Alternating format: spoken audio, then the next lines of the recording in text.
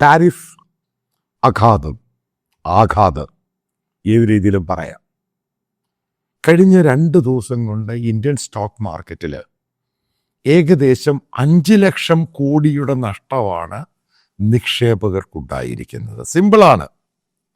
ആദ്യം താരിഫുമായിട്ട് ബന്ധപ്പെട്ട് ട്രംപിനെ പ്രത്യേകിച്ച് അറ്റാക്ക് ചെയ്തുകൊണ്ടിരുന്ന പത്രങ്ങൾ, അതായത് national dailies and national television, പതുക്കെ ഇന്ത്യയിലെ കാര്യങ്ങൾ പറയാൻ തുടങ്ങി. ഉറപ്പായിട്ടും ഞാൻ കൃത്യമായിട്ട് പറയാം, ഞാൻ അമേരിക്കയുടെ കൂടല്ല, ട്രംപിൻ്റെ കൂടല്ല. ട്രംപ് ഒരു ഓപ്പർച്യൂണിസ്റ്റിക്കാണ്. അയാളുടെ താല്പര്യം അമേരിക്ക മാത്രമേ ഉള്ളൂ. പക്ഷേ ഇന്ത്യ എന്ന് പറഞ്ഞ രാജ്യം പുറകോട്ട് പോകാൻ പാടില്ല, തളരാൻ പാടില്ല. അതിന് പല ഫാക്ടേഴ്സ് ഉണ്ട്. പ്രധാനപ്പെട്ട ഫാക്ടർ എക്കോണമി തന്നെയാണ്. അതായത് എക്കോണമി ഉണ്ടെങ്കിൽ മാത്രമേ ഇന്ത്യക്ക് മുന്നോട്ട് പോകാൻ പറ്റൂ. അതാണ് പ്രധാന ഘടകം. അല്ലാതെ വാചകം അടിച്ചിട്ടൊന്നും കാര്യമൊന്നുമില്ല.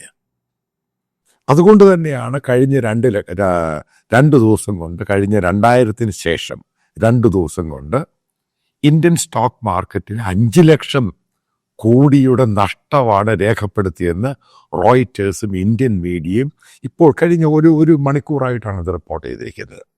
കാരണം ഇന്ന് വെള്ളിയാഴ്ചയാണ്. അപ്പം ഇനി ഫർദർ എങ്ങോട്ടാണ് പോകുന്നത്? ഈ ചോദ്യത്തിലേക്ക് പോകുന്നതിന് മുമ്പ് ചില ഗ്രൗണ്ട് റിയാലിറ്റി ഞാൻ പറയാം. എൻ്റെ ഡൽഹിക്കാരനായ ഒരു സുഹൃത്തുണ്ട്. അദ്ദേഹത്തിന് രാജസ്ഥാനിൽ ഈ പ്രത്യേകിച്ച് ഈ കളറുള്ള കല്ലുകളിലൊക്കെ വെച്ച് ജ്വല്ലറിയൊക്കെ ഉണ്ടാക്കുന്ന, അത് എക്സ്പോർട്ട് ചെയ്യുന്ന ബിസിനസ്സുണ്ട്. അപ്പോൾ കഴിഞ്ഞ 2-3 വർഷം മുമ്പ് അദ്ദേഹം ഈ പറയുന്ന എക്സ്പോർട്ട് ചെയ്യുന്ന ജ്വല്ലറി, അതിൻ്റെ ആ കോൺഫെഡറേഷൻ്റെ പ്രസിഡൻ്റായിരുന്നു. പക്ക രാജസ്ഥാനി മാർവാടിയാണ്, പക്ഷേ ഡൽഹി ബേസ്ഡാണ്. അപ്പം പുള്ളിയുമായിട്ട് ഞാൻ ടെലിഫോണിൽ സംസാരിച്ചപ്പോൾ പറഞ്ഞത്, ഏകദേശം 17,000 കോടിയുടെ കയറ്റുമതിയാണ് രാജസ്ഥാനിൽ നിന്നും സൂററ്റിൽ നിന്നും അമേരിക്കയിലോട്ട് പോകുന്നത്. അതായത് ഈ ജ്വല്ലറിയുടെ ബിസിനസ്.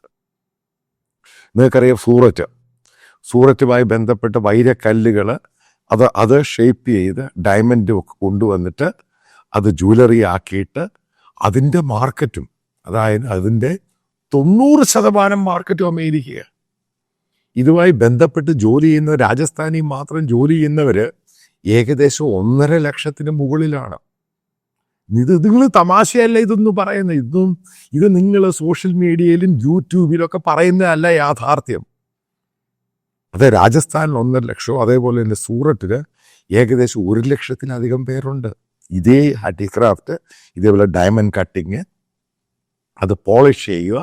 ഇത് ഞാൻ പോയി കണ്ടിട്ടുണ്ട്. ഈ സംഭവം ഇതിൻ്റെ ഫാക്ടറി ഞാൻ പോയി കണ്ടിട്ടുണ്ട്.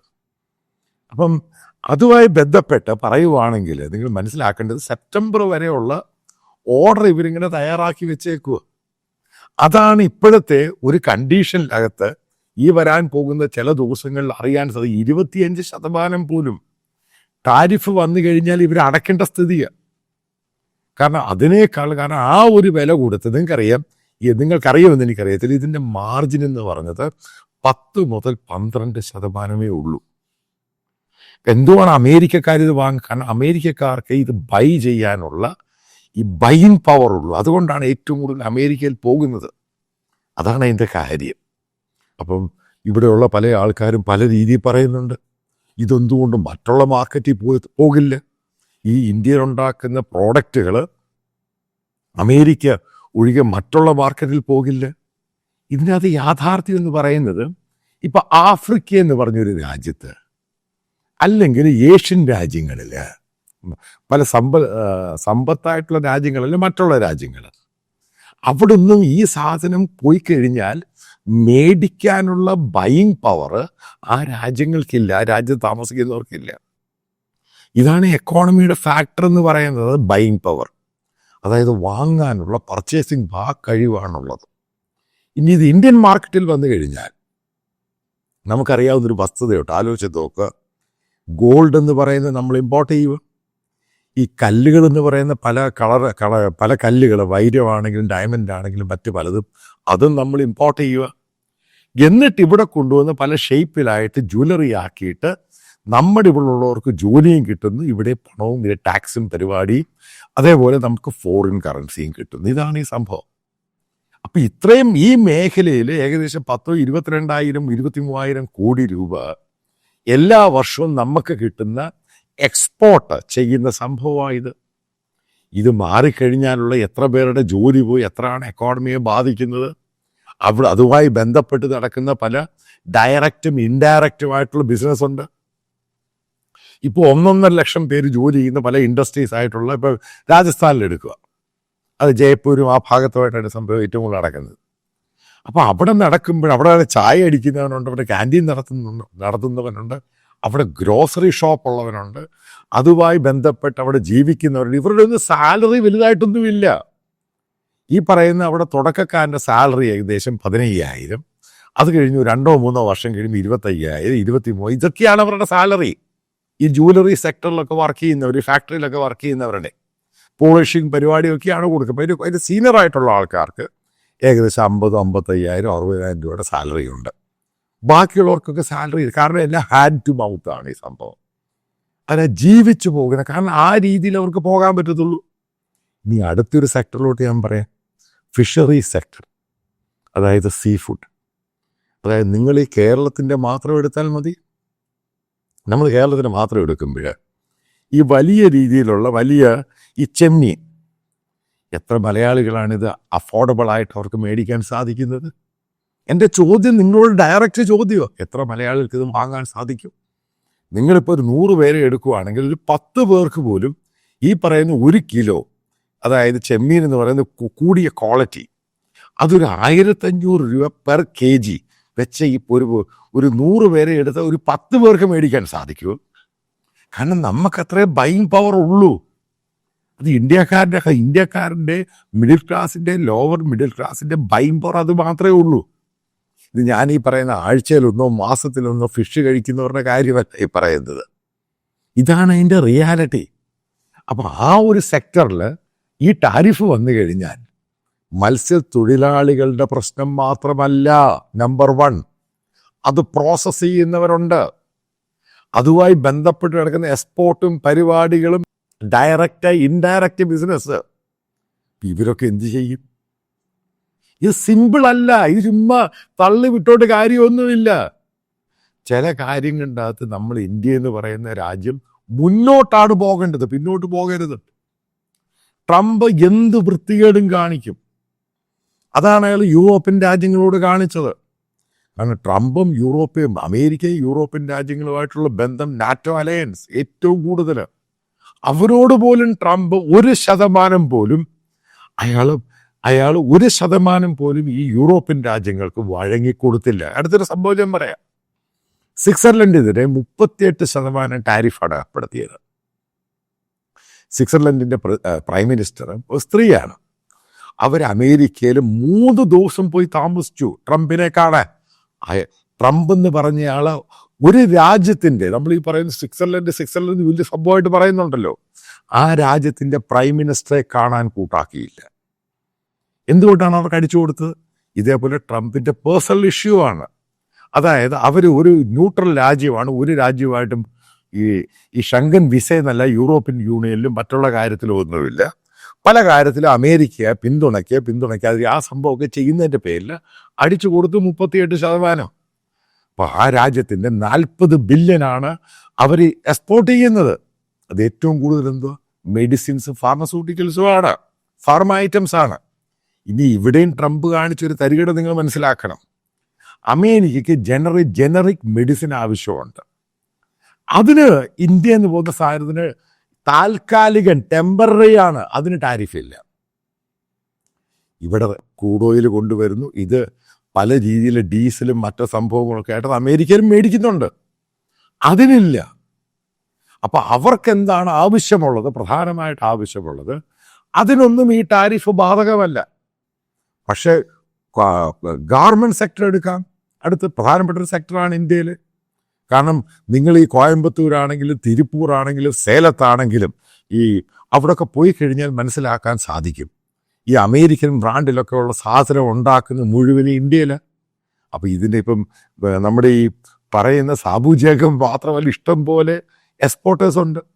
കപ്പൂർത്തല, ലുധിയാന, ഈ ഭാഗത്തൊക്കെ ഉണ്ട്. അപ്പൊ അവരുടെ സ്ഥിതി എന്താ നിങ്ങൾ ആലോചിച്ചിട്ടുണ്ടോ? ഇതെല്ലാം സർവീസ് സെക്ടേഴ്സാണ്. അപ്പൊ ഈ സർവീസ് സെക്ടറിന്റെ ഏറ്റവും വലിയ പ്രശ്നം എന്തുവാ? അവർക്കൊന്നും ഈ പറയുന്ന പോലെ ഓർഡർ ഇല്ല എങ്കിൽ ഈ 25% ടാരിഫൊക്കെ വന്നു കഴിഞ്ഞാൽ അതിനേക്കാളും വില കുറച്ച് 10% ടാരിഫുള്ള പല രാജ്യങ്ങളുണ്ട് ലോകത്ത്. ഇങ്ങോട്ട് ഈ സാധനം ഒന്ന് പോകും. ഇനി അടുത്തൊരു ഡെവലപ്മെൻറ്റും കൂടെ നിങ്ങളോട് പറഞ്ഞുതരാം. നിങ്ങളിത് മനസ്സിലാക്കിയിരിക്കണം. ചുമ്മാ അത് ബ്ലണ്ടർ അടിക്കുന്ന കാര്യങ്ങളൊന്നും ഞാൻ പറയുന്നില്ല, ഞാൻ പറയുകയില്ല. അതായത് ഫാർമ സെക്ടറിൽ ഇന്ത്യക്ക് അതേപോലെ ഇന്ത്യയെ വളരെ കോമ്പറ്റീറ്റീവായിട്ട് പോർട്ടറിക്ക എന്ന് പറഞ്ഞ സൗത്ത് അമേരിക്കൻ രാജ്യത്ത് ഏറ്റവും കൂടുതൽ ഫാർമ സാധനങ്ങളും ഈ പ്ലാന്റുകളും വന്നുകൊണ്ടിരിക്കുക. അതായത് വരാൻ പോകുന്ന 2-3 വർഷത്തിനുള്ളിൽ ഇന്ത്യയിൽ ഉണ്ടാക്കുന്ന പ്രധാനപ്പെട്ട ഇന്ത്യൻ മാനുഫാക്ചേഴ്സ് ഇതേപോലെയുള്ള അമേരിക്കൻ ഇന്ത്യൻ റിലേഷൻഷിപ്പ് ഇവർ മുഴുവനും പോർട്ടറിക്കയിൽ നിന്ന് വാങ്ങാൻ നോക്കണം. 10% ഉള്ള ടാരിഫ്. ഇതൊക്കെയാണ് ഇതിൻ്റെ പ്രധാന പ്രശ്നം. ഇപ്പം സീ ഫുഡിൻ്റെ സംഭവം, ഇന്ത്യൻ സാധനത്തിന് മാർക്കറ്റുണ്ട് അമേരിക്കയിൽ. പക്ഷെ ടാരിഫ് വന്നു കഴിഞ്ഞാൽ ആ മാർക്കറ്റ് മറ്റുള്ള രാജ്യങ്ങളിൽ നിന്ന് പിടിച്ചെടുക്കുക. കാരണം അവന് 10% ടാരിഫുള്ളൂ. അപ്പോൾ ഇങ്ങനെ വന്നു കഴിയുമ്പോഴാണ് ഇന്ത്യൻ പ്രോഡക്റ്റ് അവിടെ വാങ്ങാൻ ആളില്ലാതെ വരും. അതായത് അമേരിക്കൻ മാർക്കറ്റിൽ ഇങ്ങനെ വാങ്ങാൻ ആളില്ലാതെ വന്നു കഴിയുമ്പോൾ ഇന്ത്യക്ക് കിട്ടേണ്ട വിദേശ നാണ്യം, അതായത് ഡോളറാണെങ്കിലും ഡോളർ തന്നെ, ഇതുമായിട്ട് ബന്ധപ്പെട്ട് നമ്മൾ മുന്നോട്ട് പോകാൻ വലിയ പാടുപെടും. ഇവിടെ ഇൻവെസ്റ്റേഴ്സ് വരത്തില്ല. കാരണം വൈബ്രൻ്റ് എക്കോണമി എന്ന് പറഞ്ഞ് പെട്ടെന്ന് 2 ദിവസം കൊണ്ട് വൈബ്രൻ്റ് എക്കോണമി താക്കോട്ട് പോയി. ഞാൻ ഒരിക്കലും രാഹുൽ ഗാന്ധിയോ ട്രംപോ പറഞ്ഞ പോലെ ഡെഡ് എക്കോണമി അല്ല ഇന്ത്യയുടെ, വൈബ്രൻ്റ് എക്കോണമി തന്നെയാണ്. പക്ഷെ ഇപ്പോൾ മുന്നോട്ട് പോകുന്നതാണ് ഏറ്റവും വലിയ പ്രശ്നം. ട്രംപ് ഇത് പ്രശ്നക്കാരൻ തന്നെയാണ്. ഇതുമായിട്ട് ബന്ധപ്പെട്ട് പല ആൾക്കാരും പറയുന്നുണ്ട് ഡിജിറ്റൽ ടാക്സ്. നിങ്ങൾക്ക് എന്താണ് ഈ ഡിജിറ്റൽ ടാക്സ് എന്തോന്ന് പിടികിട്ടിയോ? അതായത് നിങ്ങൾ ഉപയോഗിക്കുന്ന സോഷ്യൽ മീഡിയ, ഫേസ്ബുക്ക്, ട്വിറ്റർ, അത് ഇത് ചവറ പല സോഫ്റ്റ്വെയർ, ഇതിനൊക്കെ ഇപ്പോൾ ഇന്ത്യ ഗവൺമെൻറ് ടാക്സ് ഏർപ്പെടുത്തുവാണെങ്കിൽ അമേരിക്കൻ ഗവൺമെൻറ്റിന് ട്രംപിനെതിരായിട്ട് നിങ്ങൾ നാളെ ഫേസ്ബുക്ക് തുറക്കുമ്പോൾ 1000 രൂപ 500 രൂപയും കൊടുക്കേണ്ടി വരും എല്ലാ മാസവും. ഒരു കാരണവശാലും ഈ കമ്പനികൾ, അതായത് ഈ പ്രൊവൈഡ് ചെയ്യുന്ന കമ്പനികൾ, അവർ നഷ്ടം സഹിക്കത്തില്ല. ഇതാണ് അതിൻ്റെ കാര്യം. പിന്നെ ഇന്ത്യ അമേരിക്ക തമ്മിലുള്ള ധാരണയുണ്ട്. അതായത് സർവീസ് സെക്ടേഴ്സ്, അതേപോലെ തന്നെ ഇപ്പോൾ IT എന്ന് പറയുന്ന സർവീസ് സെക്ടർ, ഇപ്പോൾ ഇതിനകത്തൊന്നും ഈ അഡീഷണൽ ടാക്സ് വരരുത്. അത് വലിയ രീതിയിൽ തന്നെയാണ് പോകുന്നത്. കാരണം അത്ര ആൾക്കാർക്ക് ജോലി പ്രൊവൈഡ് ചെയ്യുകയാണ്. അപ്പോൾ ഇങ്ങനെ വന്നു കഴിയുമ്പോൾ ഇന്ത്യയിൽ ഈ പറയുന്ന പല അമേരിക്കൻ കമ്പനികളുടെ ബാക്ക് ഓഫീസ് എന്ന് പറഞ്ഞ് ഇന്ത്യയിൽ ഇപ്പോൾ ഇവർക്കെതിരെ ടാക്സ് കൊണ്ടുവന്നു കഴിഞ്ഞാൽ അമേരിക്ക ഈ കമ്പനികൾക്കെതിരെ, അത് ഇന്ത്യയിൽ ഈ സംഭവം നടത്തുന്ന ഔട്ട്സോഴ്സ് ചെയ്യുന്ന കമ്പനികൾക്കെതിരെ അമേരിക്ക ടാക്സ് ഏർപ്പെടുത്തും. പിന്നെ ഈ കമ്പനികൾ ഇത് പറിച്ചുകൊണ്ടങ്ങ് പോകും. ഇത്രയേ ഉള്ളൂ ഈ സംഭവം. അല്ലാതെ റിട്ടാലിയേറ്ററി ടാക്സ് എന്ന് പറയുന്നത് ഒരു സൊല്യൂഷൻ അല്ല. ശശി തരൂർ പറഞ്ഞതിനോട് ഞാൻ യോജിക്കുന്നില്ല.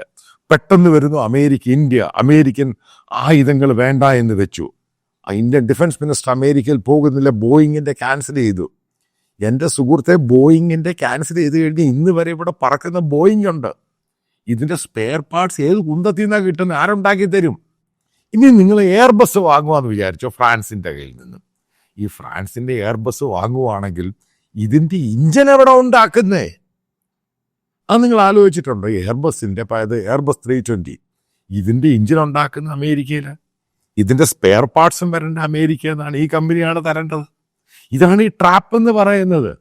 അതെല്ലാം നിങ്ങൾ ഉദ്ദേശിക്കുന്ന പോലെ പെട്ടെന്ന് ചെയ്യാൻ അമേരിക്കയോട് അടിച്ചു നിൽക്കാനൊന്നും ഇന്ത്യക്ക് പറ്റത്തില്ല, ചൈനയോടും പറ്റത്തില്ല. ഇത് ചുമ്മാ പറയുന്നതാ. നിങ്ങൾ എക്കോണമി സ്ട്രെങ്ത് ശരിക്കും പഠിച്ച് മനസ്സിലാക്കി കഴിഞ്ഞാൽ മനസ്സിലാക്കും, സോഷ്യൽ മീഡിയയിലും ഫേസ്ബുക്കിലും ഒന്നും പറയുന്നതല്ല ഈ കഥയെന്ന് പറയുന്ന ഈ ഉണ്ടാകാനുള്ള സംഭവം എന്ന് പറഞ്ഞ് ഗ്രൗണ്ട് സീറോയിൽ നിൽക്കുന്നവർക്കേ മനസ്സിലാവത്തുള്ളൂ ഇത് പ്രശ്നമാണ്. അതുകൊണ്ടാണ് ഇന്ത്യ ഗവൺമെൻറ്റും മോദിയും ട്രംപിനെതിരെ ഒരക്ഷരം മിണ്ടാത്തത്. പിന്നെ ചില ആൾക്കാർ പറയുന്നത് കേട്ടു, ചില മീഡിയയിലൊക്കെ പറയുന്നത് കേട്ടു, നതന്യാഹു ഇതുമായിട്ട് ബന്ധപ്പെട്ട് പെട്ടെന്ന് സോട്ടോടെ. നതന്യാഹുവിനും അല്പ പ്രശ്നമുണ്ട് ഇന്ത്യ ഇഷ്യൂവിൻ്റെ അകത്ത്. കാരണം ഇന്ത്യയുമായിട്ടുള്ള ബന്ധം എന്താണ്? നതന്യാഹു പെട്ടെന്ന് ഇന്ത്യയുടെ എൻവോയ് നതന്യാഹുവിനെ കാണാൻ പോയിട്ട് അയാൾ പറഞ്ഞിരുന്നു സംഭവം, ട്രംപിനെ ഡീല് ചെയ്യാൻ പഠിക്കണം. അതാണ് അതിൻ്റെ പ്രാധാന്യം. എങ്ങനെ ഡീൽ ചെയ്യാൻ പഠിക്കണം. കാരണം അതൊരു സ്പെസിഫിക് കലയാണ് ട്രംപിനെ ഡീൽ ചെയ്യുക എന്ന് പറയുന്നത്. ആദ്യം നെതന്യാഹുവായിട്ട് ഉടക്കം പ്രശ്നമൊക്കെ ആയിരുന്നു. നിങ്ങൾക്കറിയാം, നെതന്യാഹുവായിട്ട് ബന്ധമുണ്ടായിരുന്ന അമേരിക്ക നേരത്തെ ഒരു സ്പെഷ്യൽ എൻവോയി ഉണ്ട്. അയാളെ പെട്ടെന്ന് തിരിച്ച് വിളിച്ചിട്ട് അയാളെ UN മാറ്റി. അതെ, നാഷണൽ സെക്യൂരിറ്റി അഡ്വൈസറായിട്ടിരുന്ന അമേരിക്കയുടെ പഴയ ജനറല്, പിന്നെ മാർക്ക് റൂബിയോയ്ക്ക് ചാൻസാണ് കൊടുത്തത്. ഇവിടെ മനസ്സിലാക്കേണ്ട, ട്രംപിനെ ഡീല് ചെയ്യാൻ പഠിക്കണം. മോദിയും സർക്കാരും ഉദ്ദേശിക്കുന്ന പോലെ ഫ്രണ്ടും നമസ്തേ ഇന്ത്യയും ഹൗഡി മോഡി ഒന്നുമല്ല ഈ സംഭവം. ട്രംപിനെ ഡീൽ ചെയ്യാൻ പഠിക്കണം. ട്രംപ് വളരെ ഈഗോയിസ്റ്റിക് ആണ്. പക്ഷെ അയാൾ പവർഫുള്ളായ ഒരു നേഷൻ്റെ തലപ്പത്തിരിക്കുകയാണ്. അയാളാണ് തീരുമാനിക്കുന്നത്. അയാളുടെ ഈഗോയെ എങ്ങനെ തണുപ്പിക്കാൻ സാധിക്കും, അതിനെ ബേസ് ചെയ്ത് മാത്രമേ ഇത് മുന്നോട്ട് പോവുകയുള്ളൂ. കൃത്യമായിട്ടങ്ങ് പറയാം. ഇനി ഇത്രയും നാളും ഒരു കാര്യം നിങ്ങൾ മനസ്സിലാക്കേണ്ടത്, മണിപ്പൂരിൽ നടന്ന ഇഷ്യൂ ക്രൈസ്തവർക്കെതിരെ, അതേപോലെ ഇന്ത്യയിൽ പലയിടത്തും നടന്ന ഇഷ്യൂ, യൂറോപ്യൻ രാജ്യങ്ങൾ പ്രശ്നമുണ്ടാക്കിയിട്ടും അമേരിക്ക അതിനെപ്പറ്റി ഒരു അക്ഷരം മിണ്ടാത്തത് മോഡിയുമായിട്ടുള്ള അമേരിക്കൻ ബന്ധമാണ്. ഇനി നാളെ ട്രംപ് ഇത് പൊക്കിയെടുത്തുകൊണ്ട് വന്നിട്ട് ബ്രസീലിനെതിരെ 50% ടാരിഫ് കൊടുത്തത് ബോൺസിലാരോയ്ക്ക് നീതി നടപ്പാക്കുന്നില്ല എന്നും പറഞ്ഞിട്ടാണ് കൊടുത്തിരിക്കുന്നത്. അതേപോലെ ഇന്ത്യയിലെ ക്രൈസ്തവരെ അറ്റാക്ക് ചെയ്യുന്നു, അതിൻ്റെ പേരിൽ ഒരു അഡീഷണൽ 25 കൂടെ അടിച്ച് തരാൻ സാധ്യതയുണ്ട്. അതാണ് ട്രംപിനെ ഡീല് ചെയ്യുമ്പോൾ സൂക്ഷിച്ച് ഡീൽ ചെയ്തോണം. ഈ പൊട്ടൻ സംഖ്യകൾ പറയുന്ന ഒന്നുമല്ല കഥ. കഥയെന്ന് പറയുന്നത് ഇന്ത്യയുടെ ഗ്രോത്തിനെ ബാധിക്കും, ഇന്ത്യയുടെ മുന്നോട്ടുള്ള GDPയെ ബാധിക്കും, ഇവിടുത്തെ തൊഴിലിനെ ബാധിക്കും, ഇൻവെസ്റ്റേഴ്സിനെ ബാധിക്കും. അപ്പം നേരത്തെയൊക്കെ നമ്മൾ ശ്രദ്ധിക്കുമ്പോൾ ഇപ്പോൾ ഫോറിൻ ഡയറക്റ്റ് ഇൻവെസ്റ്റ്മെൻറ്റ് നല്ല ഫ്ലോ ആയിരുന്നു ഇന്ത്യയിലോട്ട്. ഞാൻ പറഞ്ഞു ഓപ്പറേഷൻ സിന്ദൂറിന് മുമ്പ്. പെട്ടെന്ന് എന്താ നിലച്ചു പോയത്? അമേരിക്കയുമായിട്ട് ബന്ധമുണ്ടെങ്കിൽ മാത്രമേ ലോകത്തിലെ ബിസിനസ് കമ്മ്യൂണിറ്റി ഇന്ത്യയിൽ ഇൻവെസ്റ്റ് ചെയ്യത്തുള്ളൂ. അല്ലാതെ നിങ്ങൾ ലോകത്തിലെ ഏത് രാജ്യവുമായിട്ട് ബന്ധമുണ്ടെന്ന് പറഞ്ഞാലും, ഇൻക്ലൂഡിങ് ചൈനയുമായിട്ടുണ്ടെന്ന് പറഞ്ഞാൽ പോലും, ഗ്ലോബലായിട്ടുള്ള ഇൻവെസ്റ്റേഴ്സ് ഇന്ത്യയിൽ ഇൻവെസ്റ്റ് ചെയ്യത്തില്ല. അമേരിക്കയാണ് ബിസിനസ് രാജ്യം എന്ന് പറയുന്നത്. അതുകൊണ്ടാണ് അറബ് രാജ്യങ്ങൾ, യൂറോപ്യൻ രാജ്യങ്ങൾ അയാളുടെ പോയി കാലം പിടിക്കുന്നത്. വളരെ സിമ്പിളാണ് ഈ സംഭവം. ആലോചിച്ചു കഴിഞ്ഞാൽ കൃത്യമായിട്ട് പിടികിട്ടും. ട്രംപുമായിട്ട് പിണങ്ങി, അമേരിക്കയായിട്ട് പിണങ്ങി ഇന്ത്യക്ക് മുന്നോട്ട് പോകാൻ സാധിക്കത്തില്ല. നല്ല കെണിയാണ് വെച്ച് തന്നിരിക്കുന്നത്. അതിൽ നിന്നും ടെക്നിക്കലി ഊരിയെടുത്ത് ആ ഒരു ചെറിയ ബന്ധത്തിൽ അത് പഴയ രീതിയിൽ മുന്നോട്ട് പോകാനാണ് നമ്മൾ ശ്രമിക്കേണ്ടത്. അവർക്കെതിരെ റിട്ടാലിയേറ്ററി ടാരിഫും സംഭവങ്ങളൊക്കെ വന്നു കഴിഞ്ഞാൽ രാഹുൽ ഗാന്ധിക്ക് ഇത് കുളമാക്കണമെന്ന് മാത്രമേ താല്പര്യമുള്ളൂ. കുളമായി കഴിഞ്ഞാൽ അടുത്ത പ്രാവശ്യം മോദിയും BJP ഇന്ത്യയിൽ ഇല്ലാതാകും. സിമ്പിളാണ്. ഇതിനകത്ത് ചിന്തിക്കേണ്ട റോക്കറ്റ് സയൻസിൻ്റെ കാര്യമൊന്നുമില്ല. അമേരിക്കൻ ടാരിഫുമായി ബന്ധപ്പെട്ട് ഫർദറായിട്ട് മുന്നോട്ട് പോവുകയാണെങ്കിൽ ശ്രദ്ധിച്ചോളൂ, യൂറോപ്യൻ രാജ്യങ്ങൾ ഇന്ത്യക്കെതിരെ തിരിയും, അറബ് രാജ്യങ്ങൾ ഇന്ത്യക്കെതിരെ തിരിയും, ലോകത്തിലെ പല രാജ്യങ്ങളും ഇന്ത്യക്കെതിരെ തിരിയും. അതാണ് ഓപ്പറേഷൻ സിന്ദൂറിന് ശേഷം ശശി തരൂർ ഉൾപ്പെടെ പല ആൾക്കാരും ലോകത്തിൻ്റെ വിവിധ രാജ്യങ്ങളിലോട്ട് പോയപ്പോഴും അമേരിക്കയുടെ താല്പര്യത്തിനെതിരെ നിൽക്കാൻ ലോകത്തൊരു രാജ്യവും തയ്യാറല്ല. അതുകൊണ്ടാണ് അവർ പാകിസ്ഥാൻ ഒരു രാജ്യവും അവർ ടെറർ രാജ്യമാണെന്ന് പോലും പറയുവാൻ അവർക്ക് ഭയമാണ്. അതാണ് അമേരിക്കയുടെ പവർ ലോകത്തിൽ. ഇതിനെപ്പറ്റി സോഷ്യൽ മീഡിയയിൽ നിന്ന് തള്ളിയിട്ട് കാര്യമൊന്നുമില്ല.